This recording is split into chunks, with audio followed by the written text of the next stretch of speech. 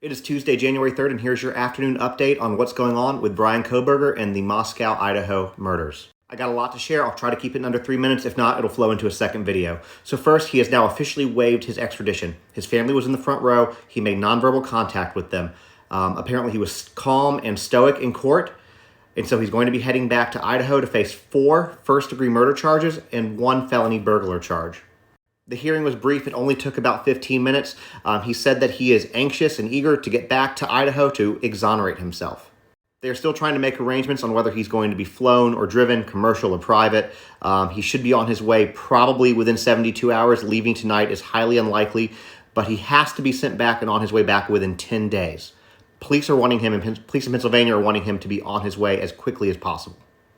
Bryan does already have a legal team waiting for him, and they've already kind of started to do some things. So first, he has a public defender. She's the chief public defender of Kootenai County, Idaho.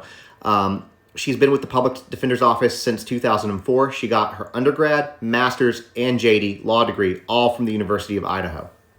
I do not know what her win-lose record is. If somebody can find that out, I would love to know. Please tag me. Bryan's public defender has already retained their own investigators. So while the hearing in Pennsylvania was going on, 4 investigators and 1 crime scene reconstruction analyst went to the house on King Road and started taking pictures and doing their own investigating. After about 45 minutes, the 4 investigators left, leaving the crime scene analyst there. And as far as I know, the analyst may still actually be there right now. After the news coverage on the hearing was wrapped up, they went over to a press conference that the Pennsylvania police were having that I actually found pretty informative. They started off by reiterating the fact that Idaho law prohibits the release of more information until Bryan is physically back in Idaho and presented with the probable cause affidavit. It has to be presented to him directly.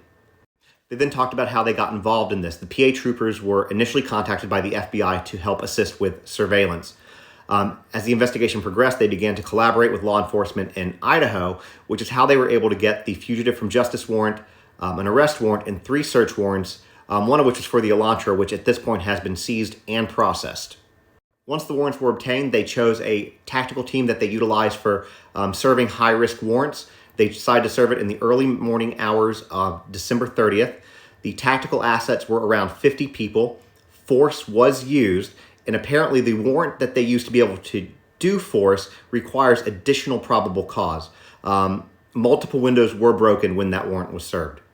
When they asked the Pennsylvania spokesperson how confident he was that they committed the crimes, his response was that there was ample probable cause to issue the warrants. He also gave nonspecific info that the warrants were around linking him to the crime scene of the 4 murders. And lastly, they are currently making the arrangements to get him back to Idaho. They're discussing logistics, how he's going to get there, etc. I'll let you know as soon as we can.